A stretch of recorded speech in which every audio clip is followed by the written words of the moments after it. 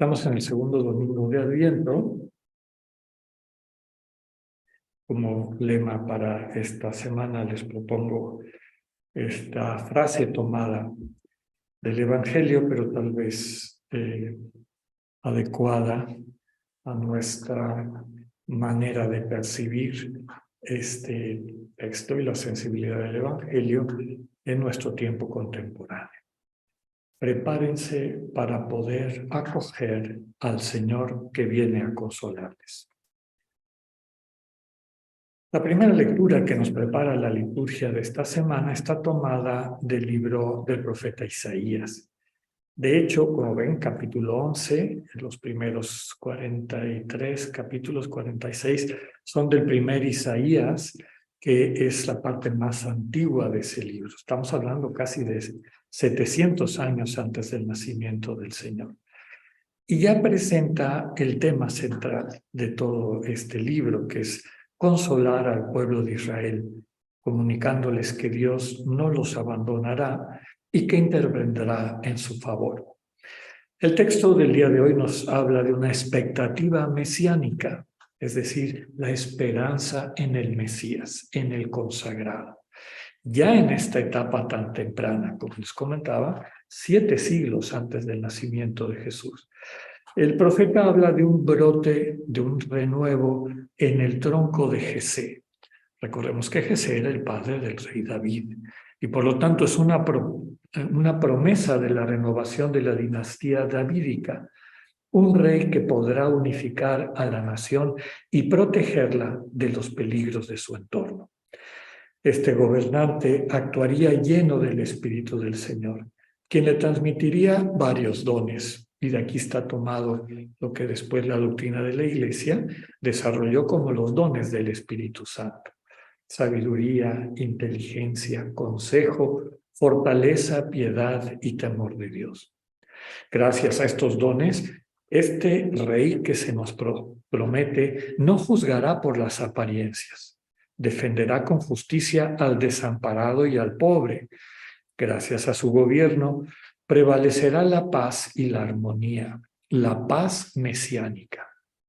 Tomado del texto de Isaías, no habrá daño ni estrago en mi monte santo. El país estará lleno de la ciencia del Señor.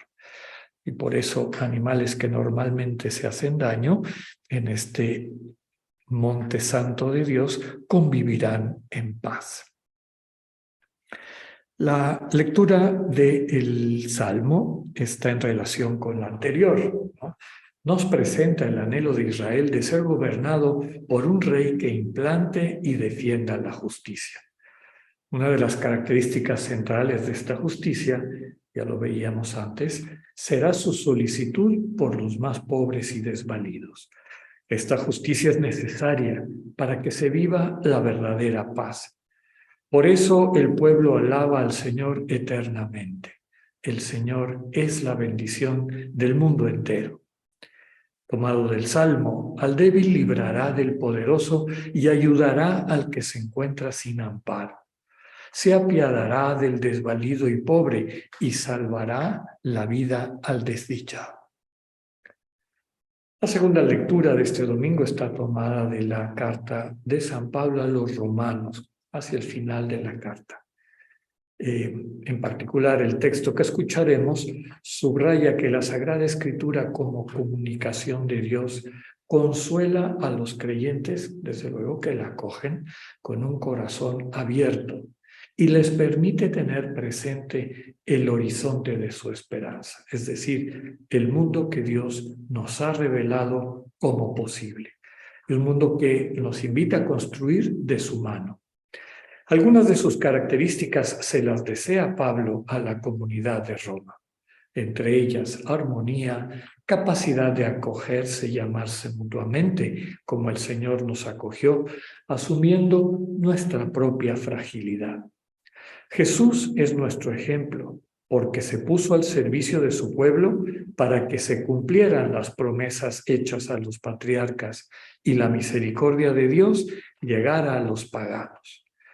Lo que nosotros normalmente traducimos como paganos, en el texto original siempre dice griegos, porque así se conocían los que seguían esa religión cuyo origen estuvo en Grecia. Nos invita el apóstol San Pablo a tener un solo corazón y una sola voz para alabar a Dios. Finalmente, el Evangelio de Mateo, recordemos que estamos en el ciclo A, dedicado a Mateo, nos presenta la predicación de Juan el Bautista en la versión de este evangelista. El Bautista reconoce su misión como preparar el camino para el que viene, enderezar los senderos, ¿no? Juan predica el arrepentimiento, es decir, un cambio de conducta. En eso consiste desde su enseñanza el preparar el camino para el que viene. Solo Mateo pone en boca de Juan lo que Marcos y Lucas presentan como predicación de Jesús, es decir, la inminente llegada del reino y la necesidad de conversión. Muy probablemente la versión de Marcos y Lucas sea la más apropiada o la más cercana al sentido histórico, porque aquí es donde vamos a ver cómo empiezan a diferenciarse las enseñanzas de Juan el Bautista de las enseñanzas del Señor Jesús. Arrepentimiento y conversión son actitudes diferentes. La conversión es una invitación a cambiar el foco de nuestra atención. Ya lo hemos dicho varias veces. Dejamos de prestarle atención a las distracciones del mundo para ponerla en el corazón, para descubrir ahí cómo Dios puede gobernar nuestras vidas. Ahí vamos cayendo en la cuenta de lo que es este reino de Dios, Dios como centro de nuestra existencia. Jesús descubre que esto permite entonces en nosotros el arrepentimiento. No es al revés. No es arrepentirse para que el reino crezca, es en la medida en que nuestra relación con Dios crece, el cambio de vida y conducta se da. La práctica de Juan de oír la confesión de los pecados, como escucharemos en la lectura, y bautizar como símbolo de perdón, era una afrenta a la tradición de ver el templo y los sacrificios como única forma de obtener el perdón de Dios. Por eso suscita suspicacias y sospechas. Y hay personas que van a preguntarle a Juan, ¿qué es esto que enseñas? El relato nos presenta al Bautista como un gran asceta del desierto. Es decir, a través de una vida muy austera, va tratando de cambiar su vida, desde luego abrirse a la relación con Dios e invita a otras personas a que hagan lo mismo. Su congruencia de vida atraía a muchas personas. Inclusive llegaban algunos fariseos y saduceos a que los bautizaran. Juan les llama la atención con fuerza, llamándolos raza de víboras. Muy probablemente porque las víboras cambian de piel, parece que tienen distintas pieles, ¿no? Entonces, les están mostrando a estos miembros de las dos sectas principales de la época que una auténtica conversión se conoce por las obras que genera. Reconoce que su ministerio no es el definitivo. Dice que él bautiza con el agua, a la que llama señal. Pero el que viene después de él bautizará, literalmente sumergirá. Eso significa en griego el verbo baptizomai, es sumergir, meter en el agua. Él los bautizará en el Espíritu Santo y su fuego. Y nos quedamos con esta frase que subraya que el que vendrá tiene el bieldo en su mano. El bieldo es esta especie como de tridente, a veces como de tenedor grandote, con el que se quitaba la paja del trigo a través del viento, ¿no? El viento se llevaba la paja y el trigo se queda. Y por eso dice que él tiene el bieldo en su mano para separar el trigo de la paja.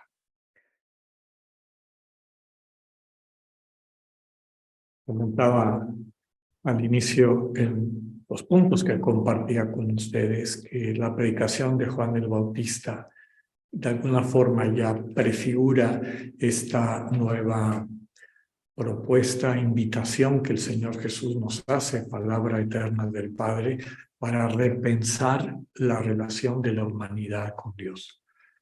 Como ustedes saben, en esa época, quien sentía que había cometido un pecado porque era consciente de él, o inclusive las personas que habían estado enfermas, los leprosos, etcétera, cuando se curaban y tenían que ser declarados puros, es decir, perdonados de alguna manera por Dios, tenían que acudir al templo de Jerusalén y realizar una serie de sacrificios, rituales, para que les dieran ese certificado de pureza o para que sintieran que finalmente Dios, a través de ese acto, pues les iba a conceder esta reconciliación, esta sanación interior.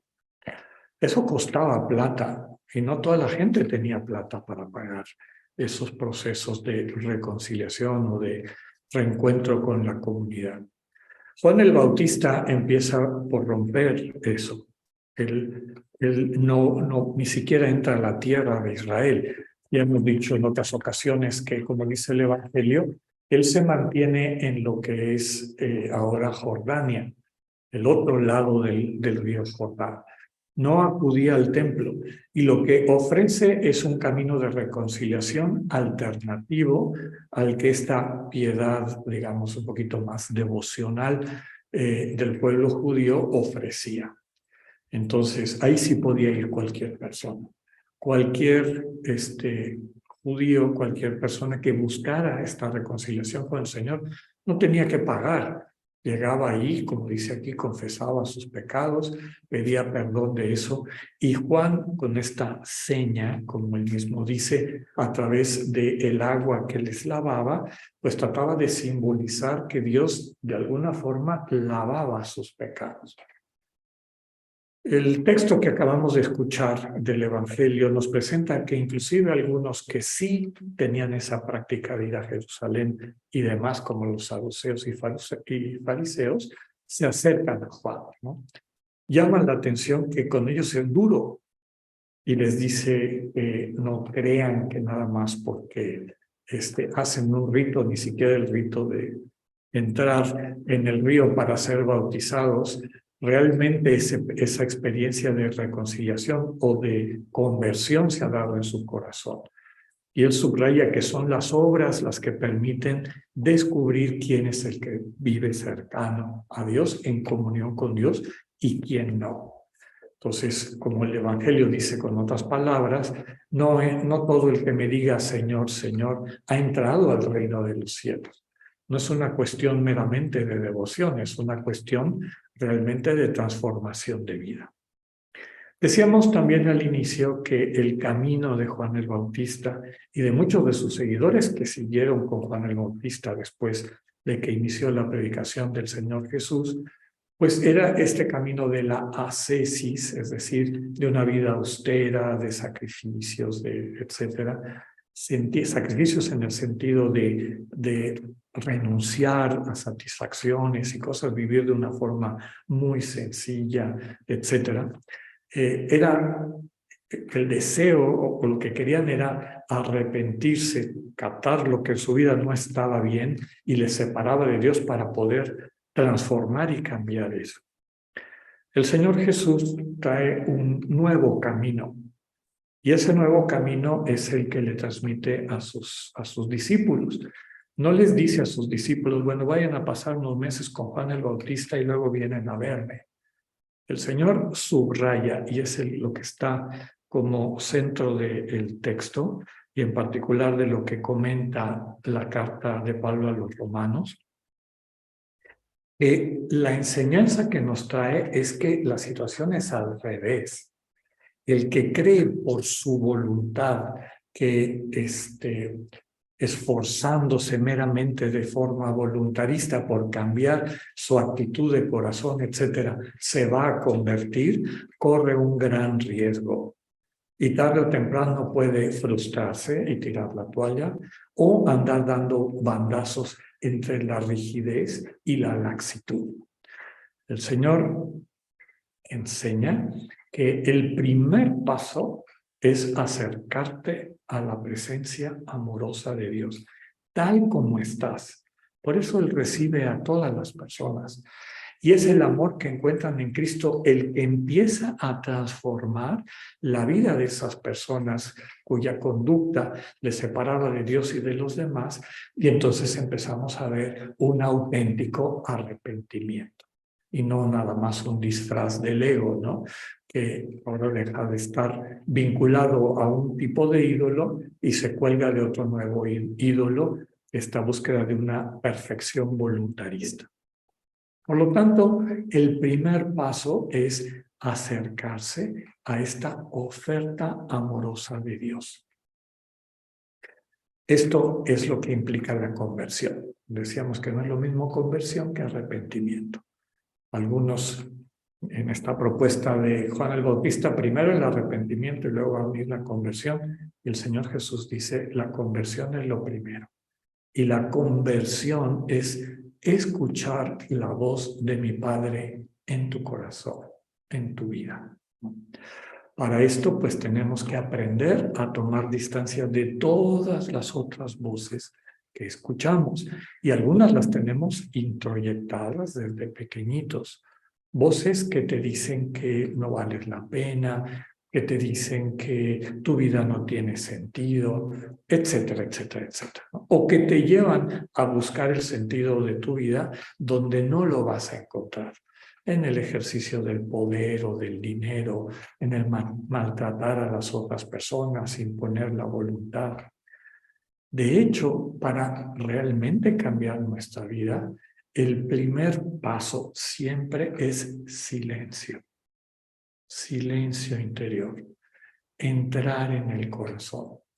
Ahí percibimos esta presencia comunicativa, amorosa de Dios, de este Padre que de una forma muy discreta te ama. Yo les aseguro, hermanos y hermanas, que si ustedes cultivan todos los días un espacio de silencio interior, y para aprender a hacer silencio, pues tenemos en nuestra página esa introducción a la oración contemplativa. Toda aquella persona que le dedica a estar completamente en las manos de Dios, 15, 20 minutos, 1 hora, ahí empieza a cambiar tu vida. Porque es este amor incondicional de Dios, el amor divino, el que sana tus heridas. La raíz de tus conductas destructivas o autodestructivas son estas heridas, estas experiencias de desamor, estos golpes de desamor que van distorsionando nuestra percepción y desde luego también nuestra conducta. Les comentaba al inicio de la Eucaristía que esto es un itinerario. Así como tenemos una historia de desamor que nos ha dejado estas heridas que nos tienen con una sensibilidad enferma, distorsionada, Dios con toda delicadeza va curando cada una de estas heridas al ritmo que tú o yo podemos seguir. Por lo tanto, no es magia, no es que de un día para otro quedemos sanos. El Señor nos va sanando en la medida que podemos acoger ese amor que nos transforma internamente. Aquí la importancia es acudir todos los días a esa cita de sanación. Tener un espacio en silencio para saborear el nombre del Señor Jesús o contemplar un texto bíblico que poco a poco va cambiando nuestro corazón de piedra. Y poco a poco vamos descubriendo este corazón de carne. Empezamos a ver el mundo con una mirada distinta. Empezamos a vernos a nosotros mismos con una mirada distinta. Y los frutos del Espíritu de los que nos hablaba de alguna manera estos dones que describe la lectura de Isaías, empezamos a percibir cómo van tomando fuerza y dinamismo en nuestro corazón. Para esto, la conversión es fundamental. Pero acuérdense que conversión no es cambio de conducta por voluntad, sino cambio de atención a recibir esta oferta del amor incondicional de Dios. Que sepamos ponernos realmente todos los días en las manos del Señor para que Él nos pueda sanar de lo que nos corresponde sanar en cada día. Que así sea.